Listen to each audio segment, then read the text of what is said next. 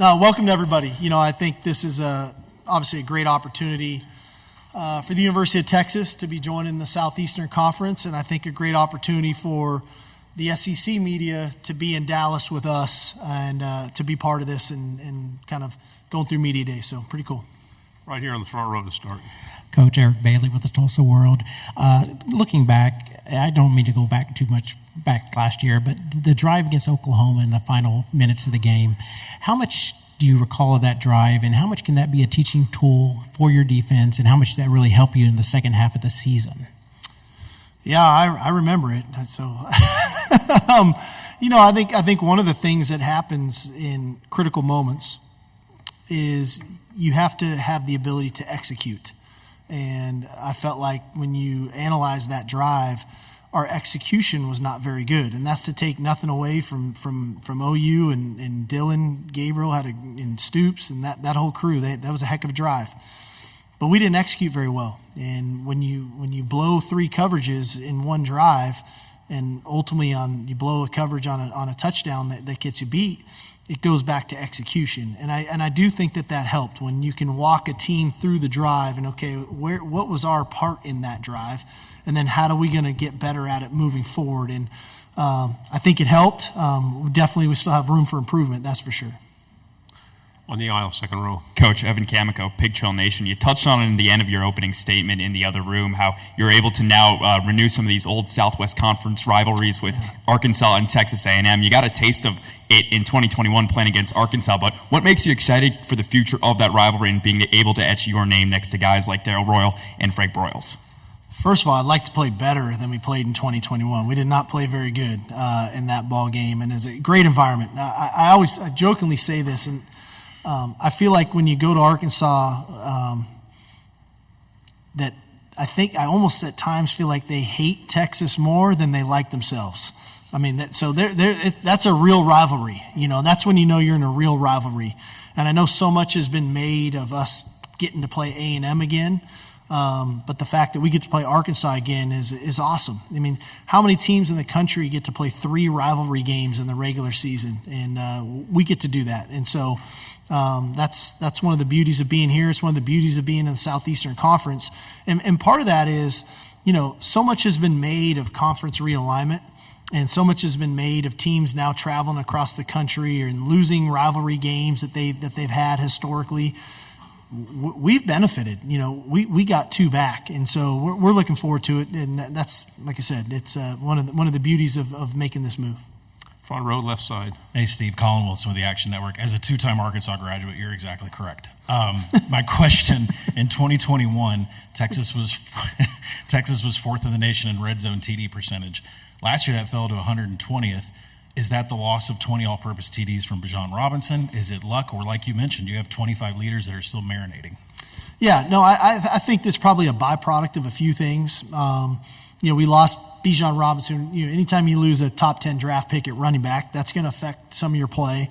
We lost Roschon Johnson too, who's a great player, and those 2 guys and the Wildcat aspect and some of the things that we like to do with him there. And then last year comes around, and every year is different, and we missed some opportunities that I thought we could have taken advantage of that could dramatically change that number. The play caller, me, probably maybe at times tried too hard and different things, and so you just get back to the drawing board. And like every year, you have things in areas things you want to work on, you want to place an emphasis on, and we've definitely done that. And I think we've got enough versatility in our offense to be a lot more effective in the red area because we're going to need to be. We work way too hard to get ourselves all the way down there and be so efficient between the 20s not to put the ball in the end zone. On the end, 4th row, and then pass it to the aisle. Jeff Howe, Horns 24/7. Sark, hate to go back to the red zone, but the OU game last year when they had the goal line stand, what did that do for Coach Flood's group, just the offensive line as a whole, in terms of how they spun that forward? And then with that unit's growth this year, how much of that is tied into Kelvin continuing to grow and reach his ceiling? Yeah, I mean, I think anytime you don't score on the goal line, the 2 people get criticized, or 2 groups. One is the offensive line, 2 is the play caller, right? And, we take pride in our work. Our offensive line takes a lot of pride in their work, and Coach Flood does a great job I thought we were a lot more effective in those situations as the season went on and later in the year, and it showed. We got a little bit more creative and finding ways to, whether it was Murphy or Sweat and different people touching the ball. And so that then goes into who are we now? And to your point, Kelvin's maturation, he's no longer the young lineman, the freshman, sophomore left tackle. He's going into his third year. He exemplifies everything you'd want a Longhorn to be. But that's that group pretty much in general. You think about Hayden Connor and his experience. Think about Jake Majors and his experience at center. You think about DJ Campbell and Cole Hudson, who have both started multiple games at right guard. And so to go along with all this young talent that's coming up. And I think we've been really fortunate to have some consistency on the offensive line, which hasn't forced us to play young players too soon. So we've been allowed to develop a lot of young players that now, if we can get into some of the rotational stuff that we want to get into early in the season to get guys some experience, because we're going to need more bodies than just 5 or 6, right? We need to be prepared to play 8, 9, or 10 this fall. But I do think we have the talent to do it. We just got to make sure that we get them some experience. Left side, second row. Spencer McLaughlin, Locked On Podcast Network. You said in the other room, Coach, that you feel like this is the deepest and most talented team you've had in now your 4th year at Texas. You lost several early round NFL draft picks at a variety of positions. I was wondering if you could expand upon how you feel like your team has reloaded to be even better without guys like Byron Murphy and Adonai Mitchell. Yeah, I think it varies by position group, right? And some of these guys that maybe you don't know all their names, like I'm going to give you a name, Anthony Hill Jr., who I think is the most underrated linebacker in the country. But he's a true sophomore. Maybe not everybody knows his name. I think that guy's poised for a great season. Cedric Baxter, a guy who was a starter as a true freshman for us the first 2 games of the year, hurts his foot, and he gets Wally pipped by Jonathan Brooks, who ends up being the first running back taken in the NFL draft. Well, Cedric Baxter is going to be a sophomore for us this year. Anytime you have a veteran quarterback, a third-year starting quarterback, what a luxury that is. Anytime you're returning 5 starting offensive linemen, what a luxury that is. But then I think about some of the additions we've made. I think about the addition of a Trey Moore and what his ability to rush the passer. I think about the addition of an Andrew Makuba at safety. Think about the addition of the 3 wideouts that we got out of the portal in Isaiah Bond, Matthew Golden, and Silas Bolden, not to mention an Amari Niblack at tight end. So there's this nice influx on our roster of returning players who have grown up in our system, transfers that have come in to fill some voids that need to be filled, but also a really talented freshman class, whether you want to talk about a Colin Simmons or a Ryan Wingo, just to name a couple of those guys. Like this is a very talented team, but we're not one-dimensionally talented. It's talented and deep across the board at multiple positions with a wide range. We're not young, we're not old. We're just kind of in our sweet spot of where we need to be. On the aisle, on the right. Hey, Coach. Steve Moulton, WZZN out of Huntsville, Alabama. Welcome back to the SEC.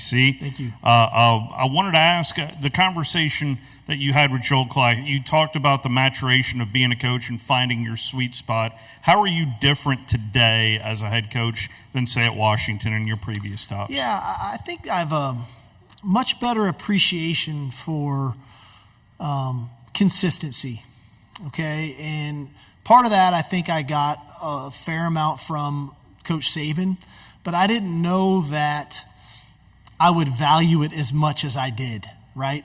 Sometimes people think of consistency as mundane, and I don't think of it as mundane. I think of structure, I think of organized, I think of disciplined, and that suited me well.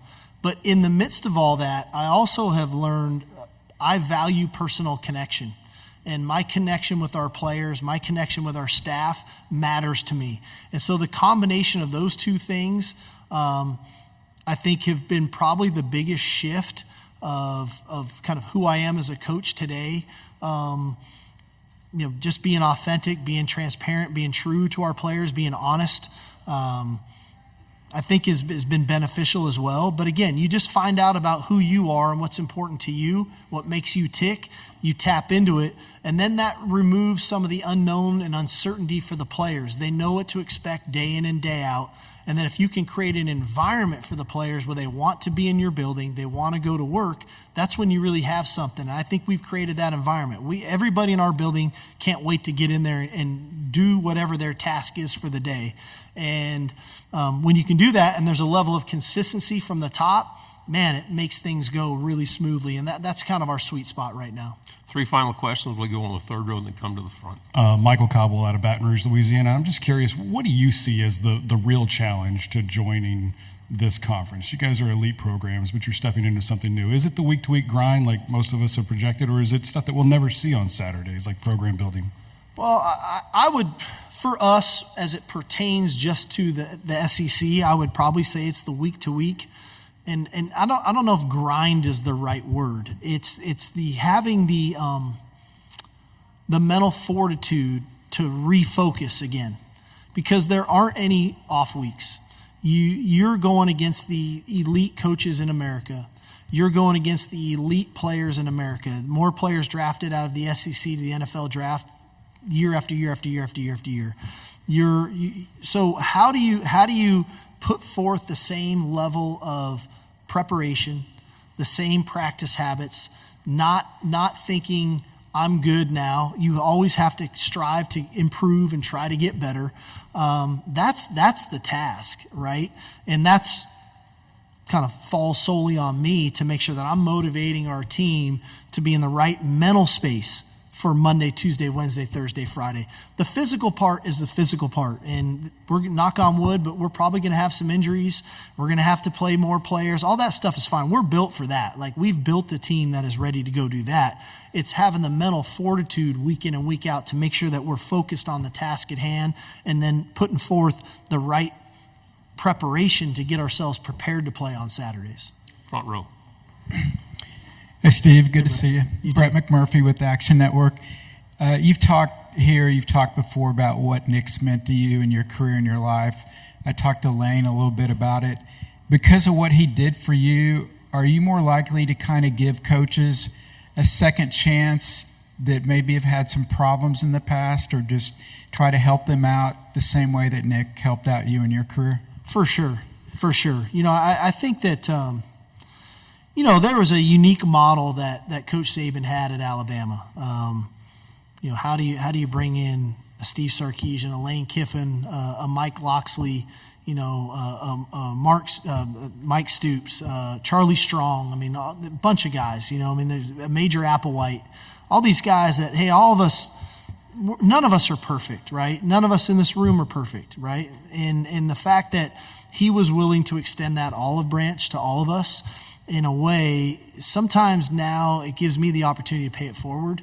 And I look for those opportunities when I can to try to give people that opportunity to kickstart their own career.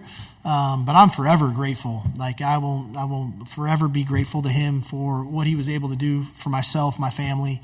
And I think that's one of the biggest misnomers about Nick Saban, and Miss Terry for that matter. They're probably two of the most compassionate people that I've ever met. And everybody wants to see him throwing the straw hat at practice. Everybody wants to see the headset fly. Everybody wants to see the rant at the press conference and label him that that's who he is. But in reality, he's probably one of the most compassionate people that I've ever been around, and one of the more forgiving people that I've ever been around. And so that's what I kind of hold on to about him. One quick question right here. We're done. AP Stedham of AP and Kelly, as we see at syndicated radio.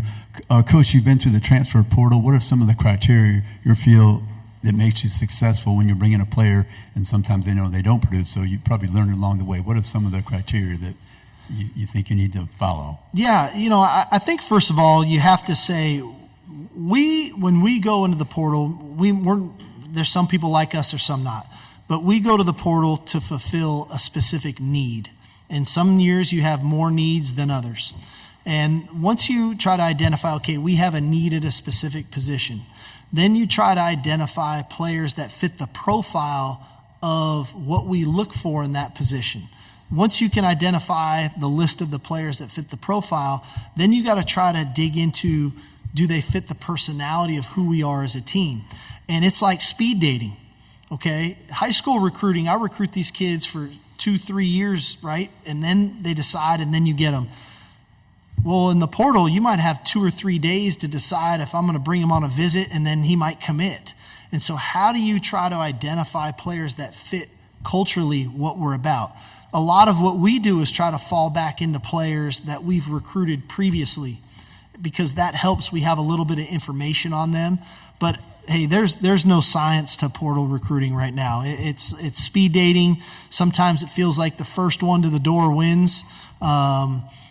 Sometimes it's the ones that offer the most money wins. You just don't know. And so you just try to navigate that, and you try to take this big pool of players that all go in the portal and shrink it down as best you can to identify who we think best fits the University of Texas.